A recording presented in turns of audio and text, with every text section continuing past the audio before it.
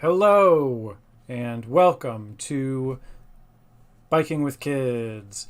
We've done classes about how to teach kids to ride or how to teach another person to ride.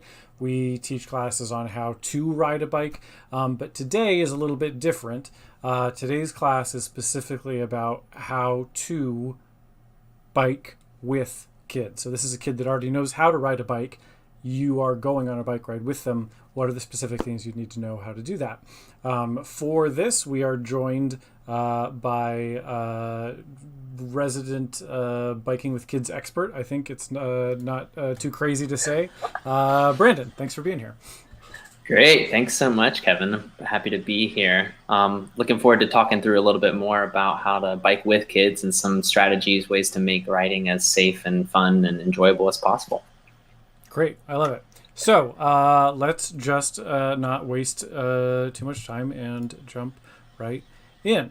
So why don't I walk us through what we're going to talk about, and then we'll go from there. So basic bike safety is sort of an obvious one, but I do think that people like to hear a little bit about the specific way that riding a bike can impact a growing brain. What is it about riding a bike that's good for your kid, not only physically but mentally as well? We talk about the different types of bicycles, trailers versus tandems versus all kinds of different things. Put the kid in a backpack, maybe is an option. Probably not a good one. Where to ride, because that's definitely going to be an issue. Sidewalks versus streets versus trails versus all kinds of different stuff. And then the specifics of actually riding your bike with kids and what to look out for when that happens. So cool. Let's jump right into it. Yeah, we'll go ahead and get started then. Something I want to highlight too is a lot of what we're doing here today is talking through what to do before you're actually on the road too. So this is kind of like the prep of it. So we'll kind of get started with initially throughout this presentation, you're going to see this little quotation symbol pop up every so often. If you're joining in, feel free to kind of just add some comments or think about what's being asked there, because it's just going to be a way to kind of be a little bit more interactive as we're talking. So feel free to kind of think about the questions that are being posed here. And if you're not watching live and you're watching this later on, still please put your answers in those chat. We'll see them as time goes on, and we'll jump back in here and respond to those too. Yeah, love some feedback too. So we'll start with just the initial first step here in terms of bike safety is always the passive protection. This is really going to be focused on helmets. This is probably one of the easiest way to stay safe. What we like to say is the safest helmet and the best helmet that you're possibly going to have is one that you're actually going to wear. So if yours needs to look like dinosaurs with a mohawk, use that. If we're going to use different, we have different reflectors, different lights, things like that. Find your way to make your bike as safe as possible. And that's the way that we're going to make sure that you're also kind of, before you even go out on the road, that you're in your best possible space, right?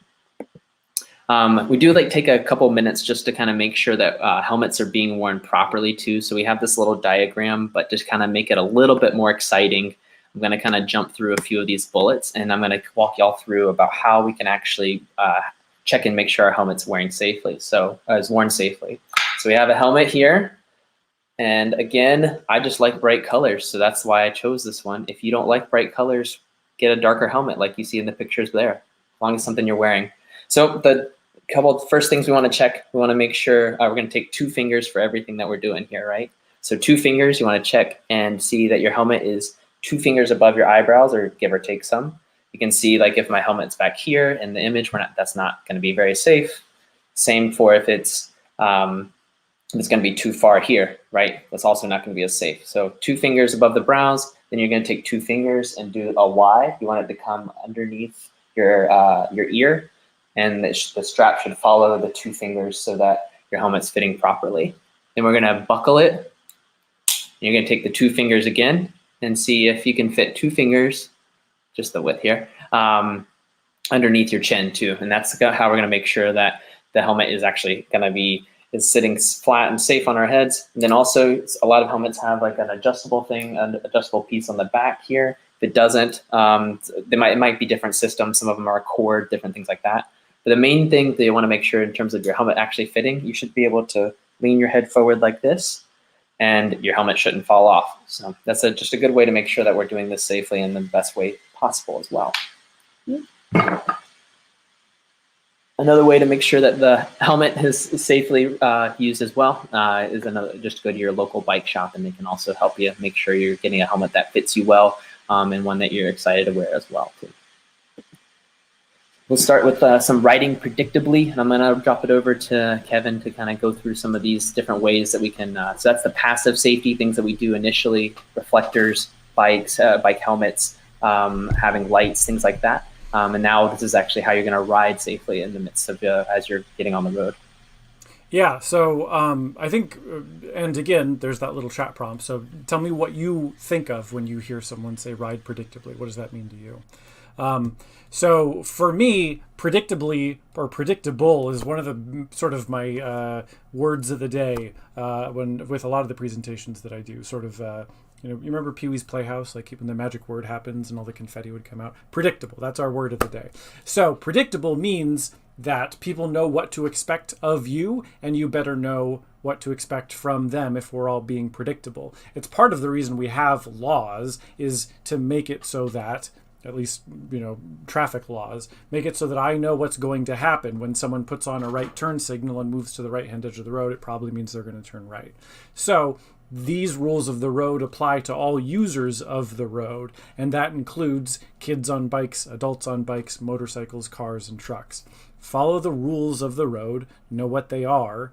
Signal where you want to go is a big part of being predictable, and riding in a straight line is a big part of being predictable. If you're all the way on the left, in between parked cars, outside of parked cars, all the way over to the right, I don't know what's going to happen next when I'm coming up behind you. So picking a line, picking a lane, and staying in that line until you need to move elsewhere is very important.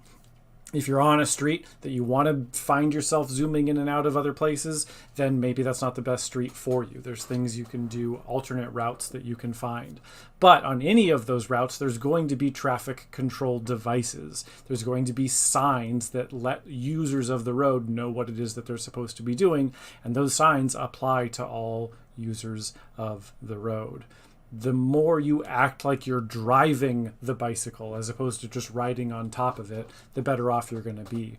The more you act like you're driving this vehicle, the better people are able to expect certain things from you. When you come up to a stop sign, you coming to a full stop, not just because that makes you safer, but because it's what people should be expecting of you.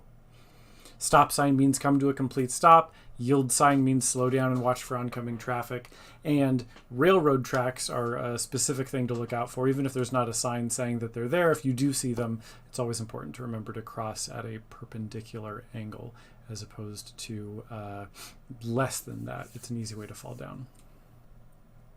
So on that subject of road hazards, I know that kids especially, and adults as well, will sometimes feel as though they're safer when they're riding on the sidewalk. And that's because they're away from that fast-moving traffic, but you're not away from all traffic. Every driveway is an intersection, and every intersection is a place where cars are going to cross in front of you or beside you or near you. So when you are on that sidewalk, that's not an invitation to ignore everything else. You're in a place where there are still intersections, which are driveways, and you're in a place where other people aren't expecting to see fast-moving traffic. Looking out for road conditions, knowing ahead of time, this street has a lot of potholes, this street has a lot of cracks in the road. When you're riding with kids, you're probably not riding on a street that you've personally never ridden on before. You're riding on a street that you've done multiple times, you know what to expect, you know what the conditions are, and then you're bringing them along with you. So you're looking out for things like cracks in the road, potholes, uneven pavement, obstacles, construction signs sometimes get put up in places where bicycles want to be driving. So there's obstacles, and knowing where they are and what they are ahead of time is something that can absolutely keep you safer. I mentioned the word intersections, and I do want to go into a little bit more specifics as far as those go. Intersections are where crashes happen, absolutely. Most crashes happen at intersections, and one of the things that can keep you safer in those situations is communication. Communication can mean voice, communication can mean hands, communication can mean eye contact. I'm staring directly at you and it makes you uncomfortable, but you see me. and that's a good thing. So screaming at someone in a polite way, waving, all of these things are good ways to communicate. You may see things like crosswalks, and the thing I like to remember about crosswalks is they're called crosswalks, not rides, cross rides. So if you're going through a crosswalk, then you should be walking on that crosswalk. It is the law in certain cities that you have to walk across crosswalks, and bikes are not allowed to ride in crosswalks. But as a general rule, if you're in the crosswalk, you're walking. And as I said before, those traffic control devices, those signs apply to all road users. The right-of-way rules apply to all road users. I have a situation happen fairly often, which is that a car gets to an intersection. I am either to the right or the left of that car, moving perpendicularly, and they give me the wave, even though they got there before I did, because they want to feel courteous. But in that situation, I'm entering an agreement with them that no one else knows what's going on. So I start to go, and then someone else didn't expect me to go, and the pedestrian steps off the curb, or the other car that wasn't paying attention starts to go, or whatever it is. So adhering to the rules of first come, first serve is one of those things that makes you more predictable. So I'll sometimes put my feet on the ground and in nonverbal terms say, no, thank you, please, you go ahead. And so that's something that, again, applies to all road users, be they children, adults, or anybody else. I mentioned sidewalks. Again, every driveway is an intersection. And I used to think that when I saw people riding bikes on sidewalks, it meant that they didn't know what they were doing. But I've realized that what it actually means is the road infrastructure has failed in some way. If people felt safest in the street, then they would be on the street. But they don't, because there isn't a separated bicycling facility, or because the lane is too narrow to share, and they feel that the volume of traffic is too high to share that lane safely with other cars. So they put themselves on the sidewalk. But in those sidewalk situations, there's cars that are parked, there's cars that are crossing, there's slow-moving pedestrian traffic, people coming in and out of businesses, and you're not expecting, as a car driver, I can say with experience, when I'm leaving a driveway, I'm looking both directions for slow-moving pedestrians. I'm not looking for those fast-moving bicycles. So if you're coming around a corner or whatever it is, it's a lot harder to see bicycles when they're on the sidewalk. Let's do lane positioning too. So this is something we definitely spend a little bit more time on in the commuting classes that we do. But suffice to say, there are going to be some options that you have when you are on the street on a bicycle, because cars are the width of the lane in which they're traveling. Bicycles have options. You're not as wide as the entire lane. So there's some choices that you have.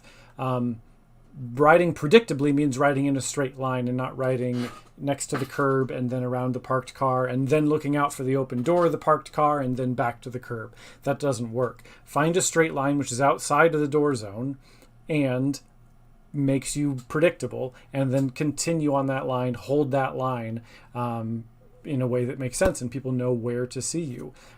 You're not making left turns from the right-hand edge of the road, though. Even though you've found that line, once you get up to the intersection, if I plan on going straight through an intersection, I'm going to move myself a little bit closer to the center of the lane to allow traffic to turn right beside me. If I plan on turning left, I'm going to do it from the left-hand side of that lane to communicate to people that this is where I want to go. So I'm choosing the lane that serves my destination, but I'm also choosing a position within that lane that serves my destination. And finally, and perhaps most importantly, is when the lane is too narrow to share, that means that the lane is too narrow to share side by side safely with a car. And because of that, the place that's best for me is to prevent that unsafe passing. The thing that's worse than someone, having to slow down for a block or two or wait until the other lane is clear to go around me is someone that didn't even see me in the first place and blows by at 50 miles an hour with 6 inches between their mirror and my handlebars. That's more dangerous. So if the lane is not wide enough for cars to safely pass, taking the lane is a phrase I've heard. Controlling the lane is a phrase I've heard. And so that's something to think about. It's not something that comes naturally. I'm fully aware of that, but it's something to know and to think about before it happens. The other thing to think about is that you do have a whole bunch of different options. So if there was a street that felt too narrow to share, but I wasn't comfortable, you could get off the street and walk your bike. You could find another street that's parallel. If you came up to an intersection that seemed too crazy and was too hard to turn left on, you didn't feel like merging across the lane of traffic, you have some options. One is get off the bike, walk across the crosswalk, hit the button, walk across the crosswalk again, then get back on the bike.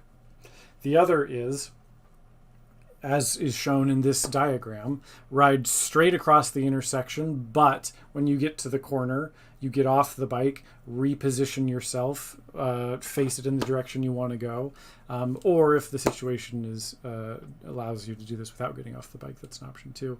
But instead of doing it in one movement, you're doing it in two movements.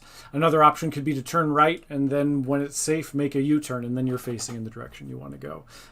So you don't have to do anything that you're uncomfortable with if you know ahead of time that you do have options. And that's why it's important to know what the routes are and know what the best skills are and how to utilize them in the right places. How's that for a transition? I say nice segue. I love it. Yeah, and just to kind of highlight too, the information you're going through right there, Kevin, like you said before, this is an entire other class too, but it's good to have that information in our brains as we're talking about doing this with kids in particular. So as it's a lot of what we're talking about here today is going to change depending on how adventurous or how old your child is in terms of their development, things like that. So sometimes for older kids, it might just make sense to get them into one of those classes so that they're able to learn a lot of those things themselves in a little bit more detailed manner. But also as parents, it's really important to be able to kind of share this information with kids as they're getting out on the bikes. But thanks for kind of going through that, Kevin. That was awesome. But we'll, and kind of, as we kind of mentioned too, a lot of this is, the intention is to try and put ourselves in the best possible position before the ride. So kind of in line with that, skills and drills, like we want to put some practice into some of these, developing some of these tools before we're actually in a space where we might need them. And what's really important and really helpful for a lot of these, anytime you're working with kids, as many of us can say, is it's important to try and gamify some of the things that we're doing. So for instance, taking the snapshot of this little bike here with the little arrows, let's try and like gamify what are some of the different parts of the bike here, so that we can kind of learn some of the things that we need to be aware of, things that we need to check before we're actually getting on a ride, to do a bike safety check, which is something that there's quite a lot more information about what to actually look for. But here's just some really quick things to check before you're jumping on your bike, and actually kind of getting out there and practicing some of these things too. So the handlebars, we'll see that in the top arrow there.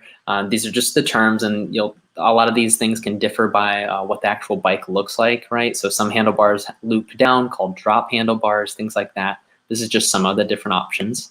Then we have the saddle, which is also, people often call it the seat. So pro tip to call it a saddle is the actual term, right? And then we have the different brakes. Often this can differ between different bikes. Some bikes will have no brakes at all. Some bikes will have two brake in the front and the back as well. One, check that the tires are inflated. A pro tip to make sure that you're aware, all tires have, it says max PSI, pounds per square inch, on the actual tire. And so that's the maximum you want to inflate your tire to.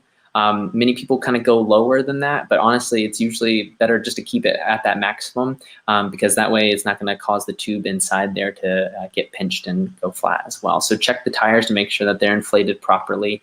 A lot of bike shops have just they'll have a bike pump right next to the door or something like that, so that you're able to use that if that's something that you need as well.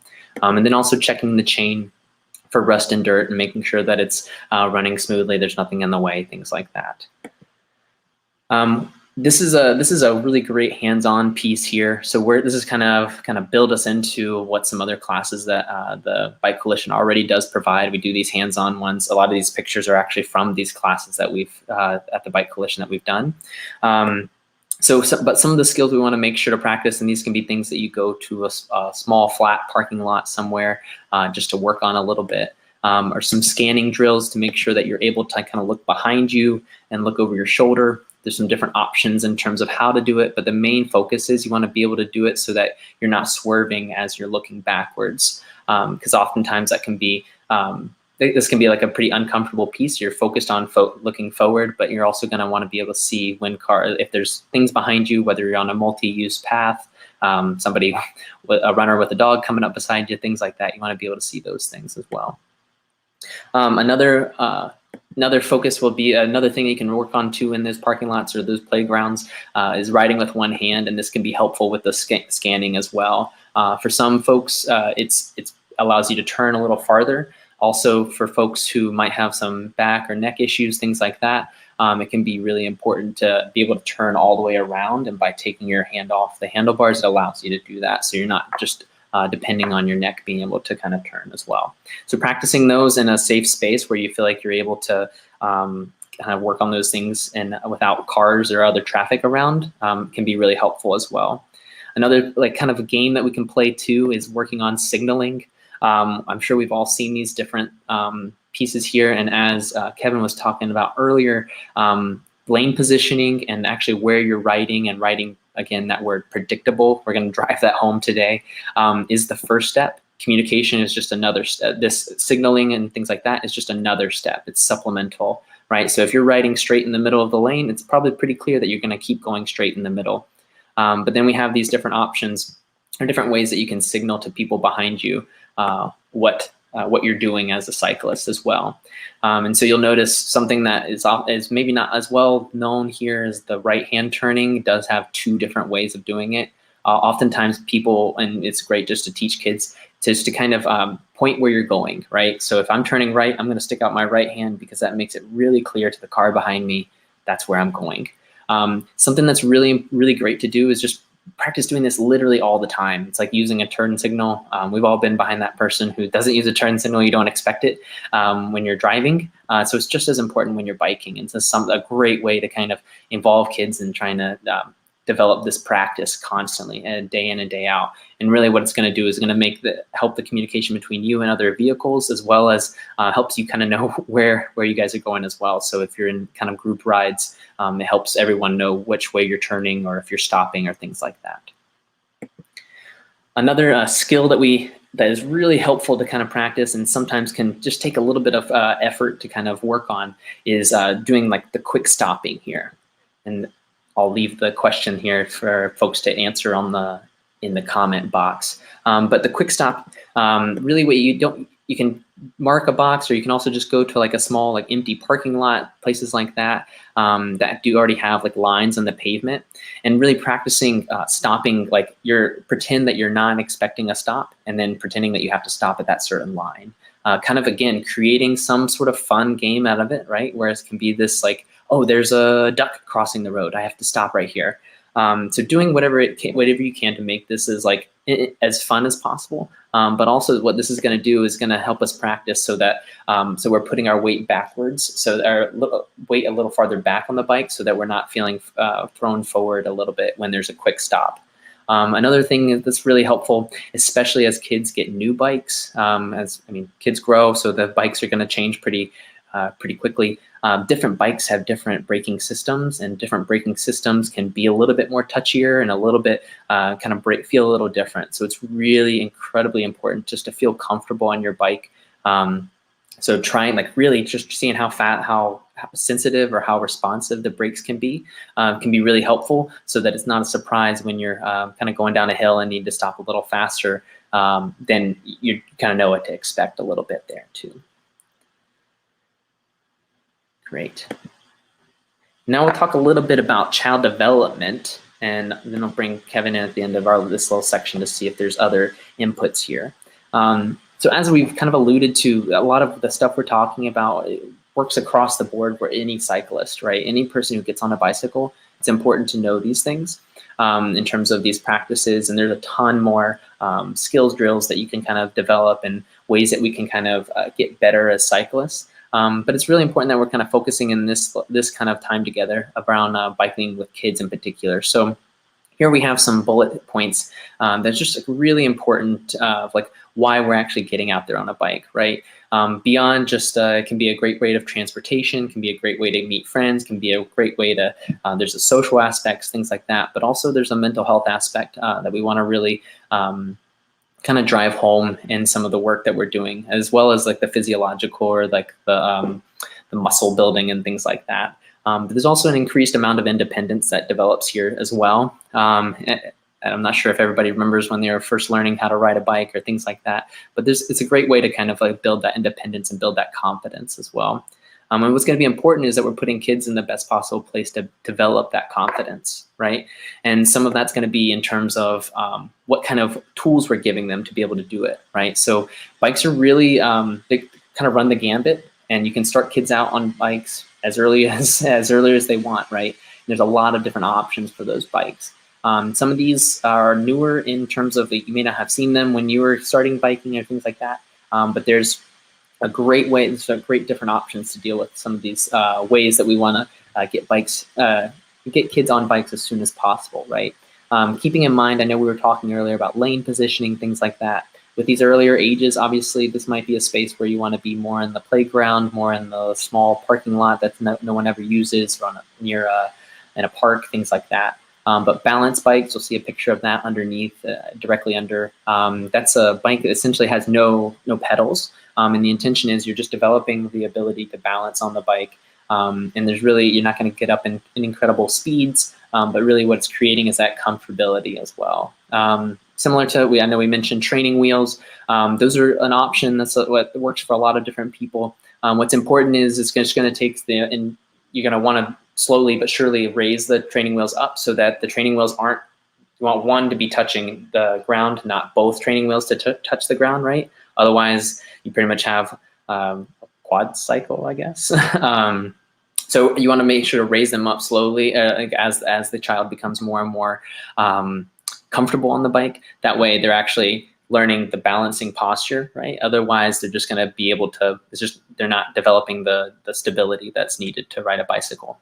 Other ways to kind of work, kind of get kids involved on bicycles as well is we have these tag-alongs as well. You'll see in the middle picture there. And that's more of a way of kind of getting kids into like a more tandem almost situation where you're able to maybe go a little bit more distance, or also you're able to kind of be a little bit more in the lead of what's happening there too. We also want to recognize we put in some bullets here around some of the skills that are developed and the challenges as well. So being aware that some of these things are going to just be the way that you want to prepare for the ride as well. As kids grow a little bit, we have 6, 8, we kind of break it down into 6 to 11-year-olds. Some of the suggested bike types are bikes with gears. It's important to have a bike that's going to fit them well. So trying to find something that's going to work for a little while, because obviously kids are growing pretty drastically at this point. But some of the things that the skills that are being developed here is like there's better coordination and ability to kind of recognize consequences and things like that, or recognize and plan things. So what's great in terms of this is kind of utilizing that. This is a space where it's great to kind of go on more rides with your kids, right? So that you're able to kind of help teach them some of the rules of the road and kind of those points that Kevin was really talking about earlier. But also you want to be really present in a part of that conversation as well. We're kind of really seeing during this point, the challenges are wanting to be a big kid, right? Do this by themselves, the independence is developing a little bit more. But then also the peer pressure of wanting to have the cooler bike or have certain styles of bikes. And this is a great opportunity to help the child make the bike their own. And that can be, we mentioned earlier, reflectors is a great way to do it. I meant to mention earlier on, I think you saw the little pizza square there. That's just something that's, you can change up how many pepperonis are on it or how many little onion pieces are on it as a reflector. And it's just different ways to personalize the bike. This can be a great space to kind of help the kid make this a bike that they want to hold on to and work with for a long time too. And so that's also something they want to ride more. And then also then we have from 12 to 18-year-olds. And really what's focused on this piece is really what kind of riding is happening here. So sometimes kids are getting more into BMX or stunt riding or cruising just around, mountain biking. And each one of those is going to have a certain type of bike style that you're going to want to look into for the child, so that they're able to kind of do the things that they want to do with the bike and also do it safely. And this is per our point earlier, we want people to be comfortable while they're riding bikes. So this is a great opportunity to make sure that they have the right type of bike for the type of riding that they want to do. There's also an increased amount of independence. So this is a great time to be getting in on some of these, like the Bike Coalition classes, where people are able to kind of practice some of these skills, so that not only are they increasing independence, maybe going a little bit more distance in their neighborhood or things like that, but also now they're able to be responsible riders a little bit better, in the road, so that they're riding predictably and doing intersections properly and things like that. Some things to be aware of. We have some challenges here that kind of come up in terms of just recognizing peer pressure. Kind of like this kind of goes, we see this largely in terms of like helmet wearing or safety or things like that. So this is a great way, again, to kind of open up to what is it that you want to have. Do you want that Mohawk helmet, or do you want the super bright fluorescent green helmet? Whatever it is, then that's something that can be helpful to have that more of a conversation. And that just kind of promotes the actual use of some of these like safety tools here. Great. Yeah, and then I wanted to kind of give us like a brief moment before we jump into, we're going to kind of get onto the actual other bikes as a family as well. And so, Kevin, I wanted to see if you had any other pieces that you wanted to add in terms of child development, in terms of like the actual bike that they're riding, or any other pieces you wanted to add there. Yeah, well, I mean, I was on the back. I was in a trailer before I could walk. And I think I was on the back of a tandem bicycle before I could ride a bike on my own. Nice. And so that was definitely a way to like ease into riding a bike myself, is because I did have those options.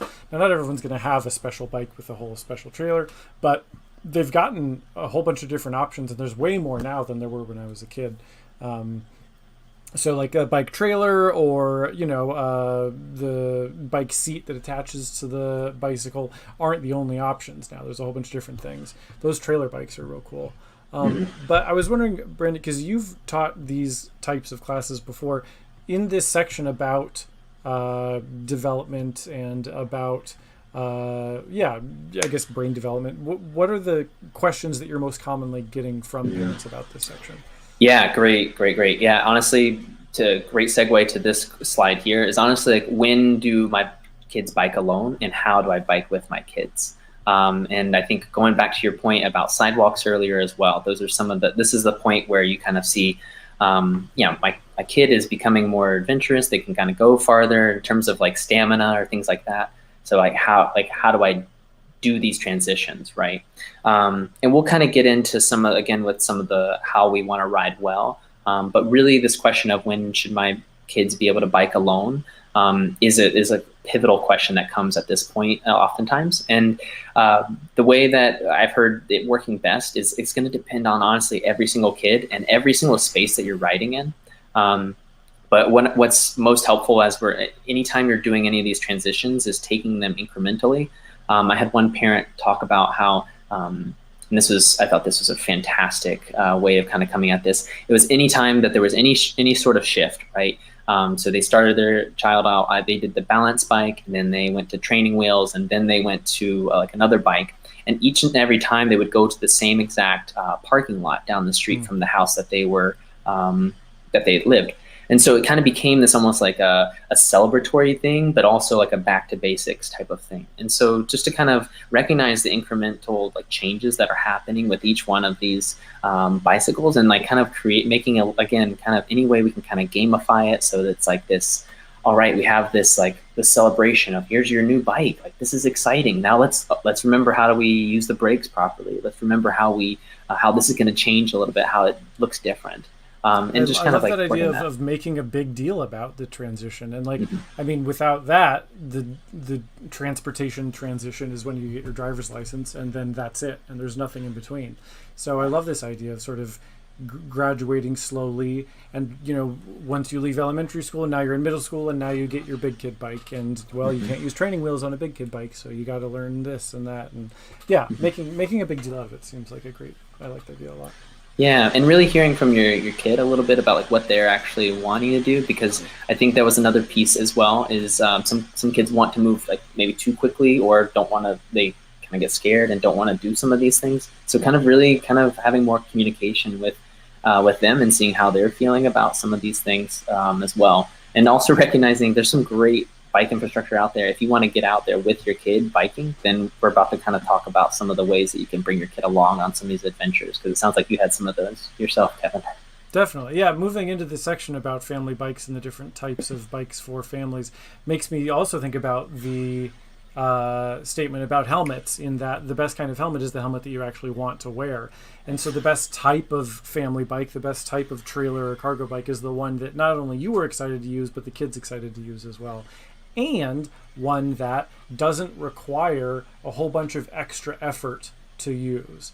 Because I can speak from experience, if there's some sort of device, some sort of thing that I have the motivation to do, but it requires 9 steps before I actually get to do that thing, then I'm just not going to do that thing. Right. So if, you know, my shoe clip has to be a special type to fit into a special pedal, and then I got to go find the shoes and like whatever, I just want to get on the bike and just ride, you know. So keeping it simple, not only for you, but for the kid as well. Because for the kid, any amount of time near a bicycle is a good thing. When you're learning to ride a bike, just walking and having the bicycle beside you, that counts. You know, that's something. So I think that's important to remember when you're talking about picking a family bike. That's, yeah, a great segue to it. And then also, so how can we kind of lower some of those barriers to like getting out and getting about, right? And I think some of the ways, there's like some different questions here that we have that I think are really helpful as you're kind of, that we hear quite a lot in terms of what types. How do we choose the right one? And then cost is obviously always a question. And then where do I go to even do this? And that's going to be some of the questions that we're going to try and confront some of these. So previously we're talking about the child actually doing the riding. And then here we have some other options in terms of family riding. So with there's a lot of different options out there. And as you can see, this is an LCI himself with his kid out there. This is an e-bike, so it has electric power as well. So some of the different options we have, the front mounted, the rear mounted, and then also the trailer, which is kind of something we already showed a little bit of. Pros and cons to all of these, right? The front mounted is obviously, it's going to work for a child who's smaller, but also you can kind of see what's going on for the kid a little bit more. It's a little bit more easier to kind of make sure that they're comfortable, things like that. So different kind of options for different things. In terms of mounting these themselves, a lot of them do have like how-to videos and things like that. However, every bike shop's also going to be able to help do make sure these are mounted properly as well. If you don't feel comfortable with that, great way to kind of get to know your local family-friendly bike shop too. Cargo bikes, these are just exploding in popularity. And then so we have some of these are going to be e-bikes where there's like electric power with them. Some of these won't. There's just a lot of different options. These long tails that you see on the far left here, I see those all the time around the town, and just they're becoming more and more popular just because you can take more and more things with you as well. And then some questions to ask as you're kind of going into the cycling process. I don't think this bike really fits this child. So I think some of these, so we want to ask these questions of what size bike, how adjustable does it need to be? And then an incredible point that we had brought up was how heavy can the bike be? What if you live on the second floor of an apartment complex, no elevator? How are you going to get this bike up those stairs every single day? You're not going to use it. And just exactly to Kevin's point, is a great idea of like, how can we lower the barriers, right? So if you have, maybe this is your home where you have a garage that you're going to roll it right into and you're able to roll it right back out. This is a great option. But keeping in mind some of these e-bikes or some of these other bikes, it might add quite a lot of weight. And then if you have any sort of stairs that you're going to have to deal with, then it just becomes really tough to use. So keeping that in mind is a great option, a great important piece of the puzzle here to think about. And then also some other pieces here, and this is in terms of, also want to build in some like comfortability as well. Visibility is always safety, but rain covers, weight limits, other things to kind of be aware of. There's a lot of different kind of specifications that we want to make sure that are going to be available for the kid too. And that really might kind of fit into some of these different options in terms of affordability as well. So as you can tell, kind of runs the gambit. We put the little lightning bolt sign at the very end there, kind of shows that it's an e-bike, and so there might be like a power element to it, so it makes riding farther a little easier. And then also just riding up hills. San Diego, holy smokes, hills are real. When you get into that upper tier, I mean, it's absolutely a prohibitive cost for some people, but also I think the idea with a lot of these is you're replacing essentially a car. The percentage of car trips that people do daily that are under 5 miles is something, it's like 80% or something, 75-80%.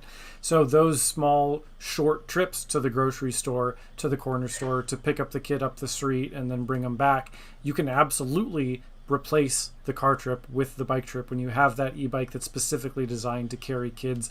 I know some, like those middle ones and at the end there, those higher end e-bikes will have seat belts for kids. They're specifically designed to like put kids in the front of those baskets and cart them around.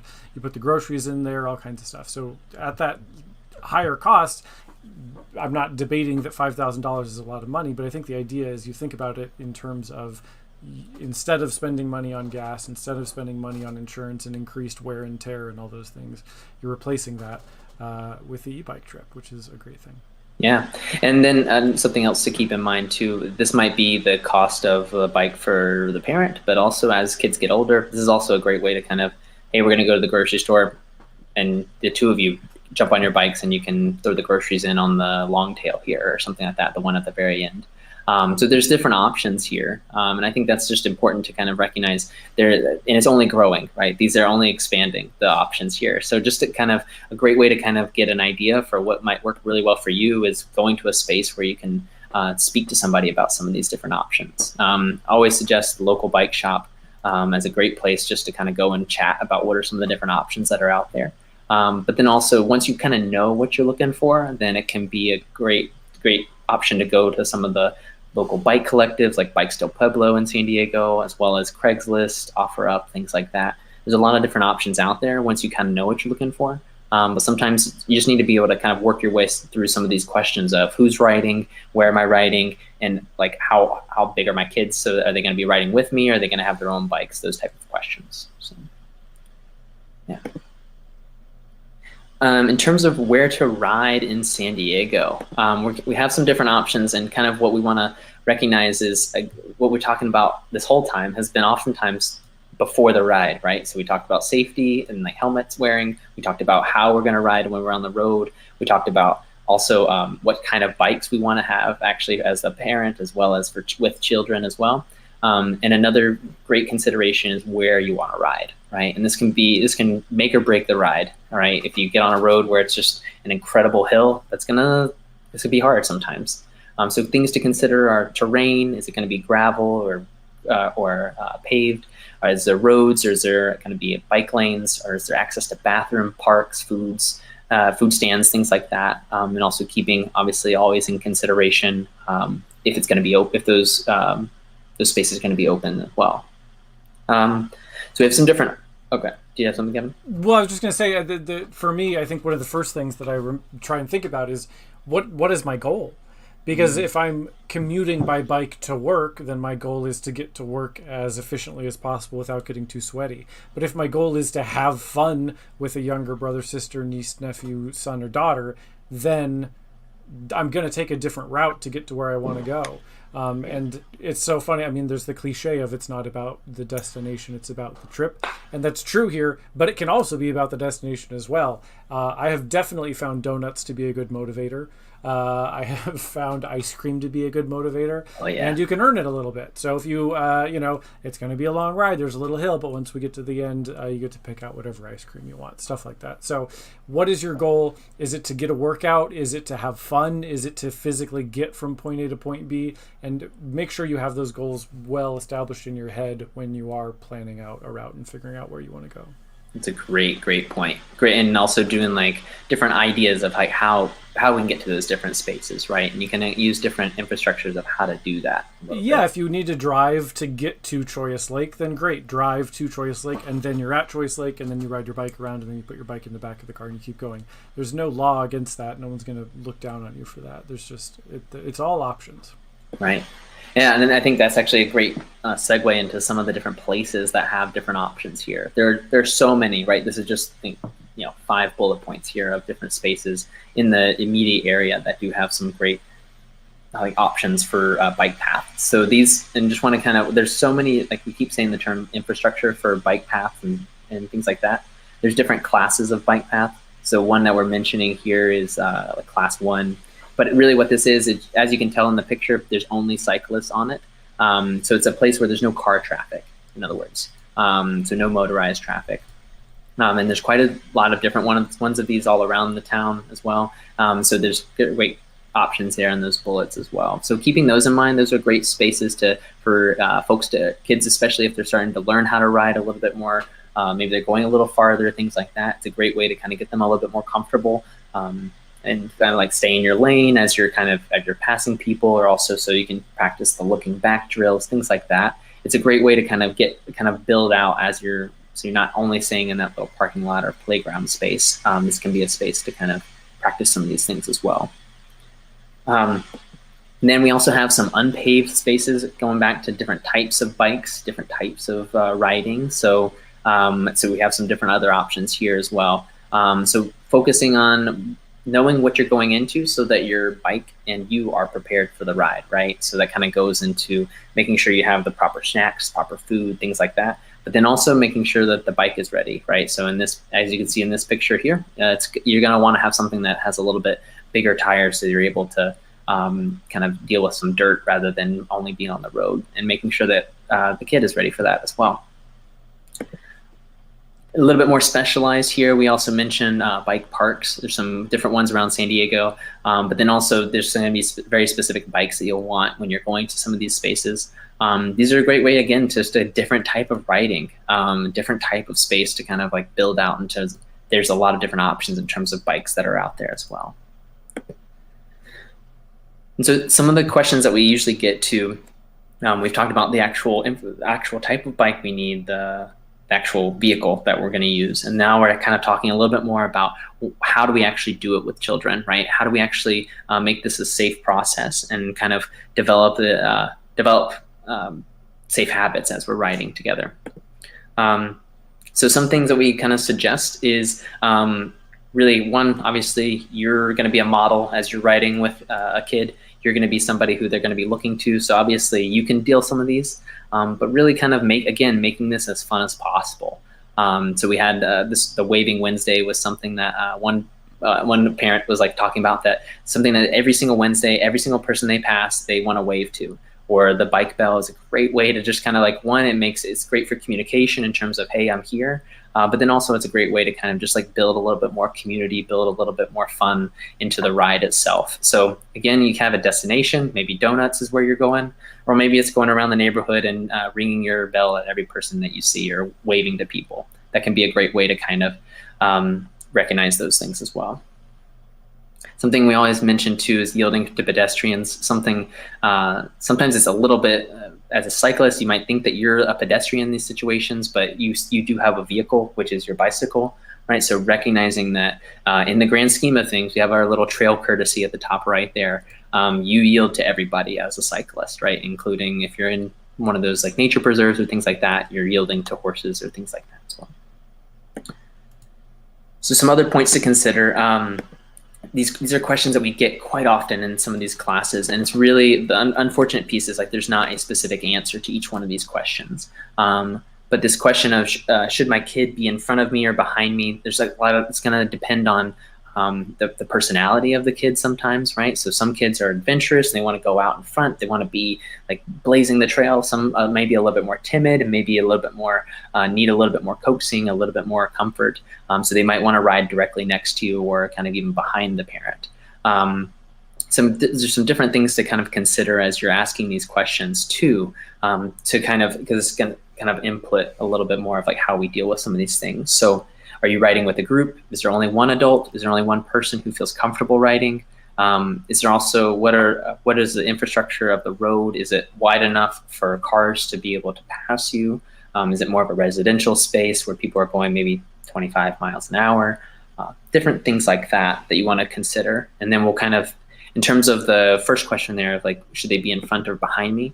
We're going to kind of go back on that, because I think that's something that as kids are, you can do the drills, you can do the practice in the parking lot, things like that for a while. But eventually you're going to want to get out on the road and be able to actually kind of go maybe to the donut shop or to the ice cream store, things like that, to actually get to somewhere. And so some of the best suggestions that we've had These are just like some different questions to be aware of here. In this situation, and this is actually just kind of an aside here, we have this like being predictable, right, as a point here. In this picture here, we have two people riding side by side. It's very clear where they're going. And in this case, it looks like a very residential space, right? So traffic is easily able to go around them if it's needed. So this is a very safe way to ride. In terms of people riding side by side in these more residential spaces, it's not, as long as it's not causing like traffic, then it can be a very like kind of provides a boost of confidence for the kid as they're getting more out and on the road and riding a little bit more. And then also recognizing you always have options. If you see a car coming up behind you, call out, hey, car back, or there's a car behind us, just so the kid's aware. And then also, so they're also practicing their scanning as well. And you can always pull over and let the car pass and then get back on the road, things like that. What kind of suggest in a lot of these different situations is just taking it slowly, so that you're not trying to push things a little too quickly and kind of causing discomfort. Go ahead. Yeah, I mean, I was going to say, like, for you as the adult, or in theory, the more experienced rider, leading from behind is a skill, and it takes time to understand how it works. But as the person who's in the back of the group, whoever it is, you're the person that someone passing is going to interact with first. And so it can sometimes be important to be even more aware of your position within the lane and aware of your position relative to the other bike riders who are around you. You may even be further out into the lane than the people in front of you to communicate to car drivers behind you, there's more people up in front here. That being said, I think the perfect situation for me that I would be imagining is there's an experienced rider in the front and an experienced rider in the back, and then everybody else in the middle. So the person in the front controls where you go. The person in the back controls when it's safe to merge. The person in the back controls how you're being passed and at what speed by the people behind you. And those are both absolutely important skills. Great point. I totally agree. And if it's at all possible to have two experienced riders, one in the front, one in the back, kind of creating like a little bit of a buffer there. And then also recognizing if somebody is riding behind you, if you're leading, then you don't always know what's happening behind you. So say a flat tire happens, then you just need to be more aware. If you have somebody in the back who's able to see that happen, it makes it a lot easier too. So if this is at all possible, that's incredibly helpful. Something else I'd like to really highlight here is as you're riding in groups here with multiple people, communication is key, right? So over communicate between parents and kids, right? So like lane changing, and again, I mentioned earlier, like car back is a term that you say when there's a car behind you, just so that the riders in front of you know that there's a car behind you. It doesn't mean something necessarily needs to change in that moment, but it does mean we just want everybody to know, hey, there's a car behind us. And this can be a great way to get kids involved in like the actual riding process. Like if they see, and also pointing out like obstacles, if they see maybe there's a big rock in the lane, it's like, hey, rock, pointing it out, things like that can be a great way to kind of engage folks so that they're not just kind of like along for the ride, but also actively participating in what's happening there too. I like the idea of communicating more than you think is comfortable. Totally. Yeah. And also, I mean, something we had in one of our previous classes too was talking about, they had one of those, the brand is like Burley, but like one of those bike trailers that has this little zipper piece in the back. And they encouraged their kid to also kind of point out different things that they were seeing as well. Sometimes it was more like puppy, dog, like things like that. But it's great. I mean, just communicate everything. Like it makes it way easier for everybody. And also, again, keeps everybody engaged as well, even if they're on the bike trailer. More aware of what's going on around you, Yeah.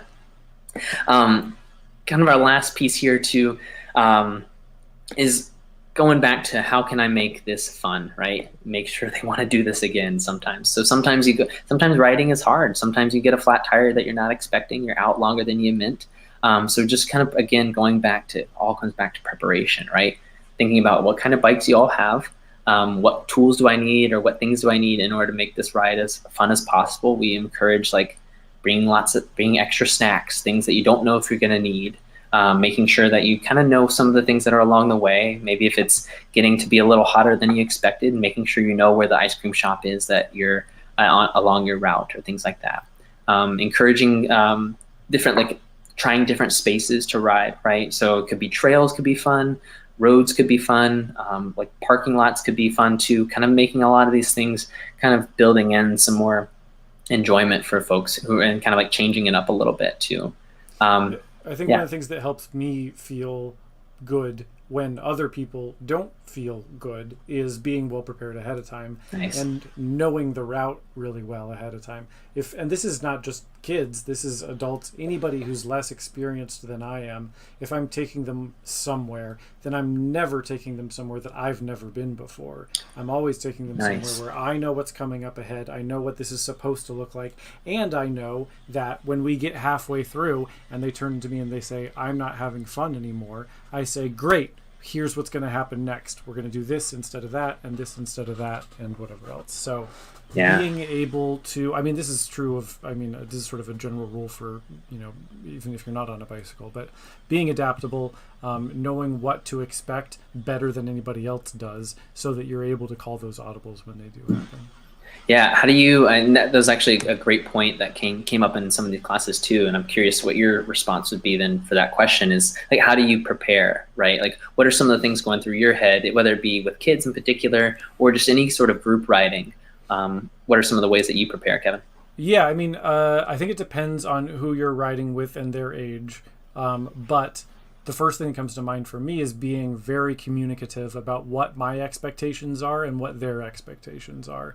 So if my expectation is to build muscle and ride 100 miles and their expectation is to go get a scoop of ice cream, we're going to have a problem.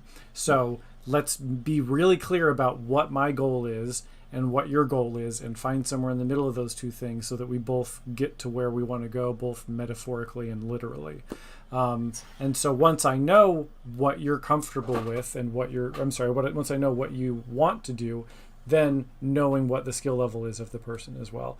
Because it's very easy to say, well, I'd like to ride my bike to the beach, but I, as the more experienced rider, maybe the adult, maybe not, as the more experienced rider, I need to know what the limits are of the person that I'm riding with, so that I'm not biting off more than they can chew. And once I have both of those pieces of information, I think every time I plan a route, always in my head, I've got the long version, the medium version, and the short version. So that once we start going, we get 3, 4, 5 blocks away and someone says, my knee hurts and I didn't expect it to, no problem. We're not going to turn around and go back. I've got the short version in my head. It's just going to be this other thing where we go around the block a couple times. So almost every time before I lead a big route, I've got more than one option ready to go. And so that way I'm never caught off guard. Yeah, great. And I think just the openness, right? Adaptability can be really helpful. And I think really a take home that we want to make sure is kind of coming through a lot of this whole presentation or this whole time together here today is really the amount of work that can go into the ride before the ride, right? So knowing the route that you're going on, making sure the bicycles are ready, making sure the safety equipment is ready, right? We have the reflectors, the lights, the helmets, things like that. And also, again, snacks, hydration, just a plug to make sure that we're all thinking about it as well. If you're thinking about a ride, sometimes you want to call ahead to make sure places are open, especially with different, like with COVID restrictions, there's things like that. Make sure you have a mask with you. I know these are small things that can also be easily overlooked, but can really change your ride a little bit. So if you're depending on a bathroom in a certain space, maybe call to make sure that park's actually open, or go check it out before the ride.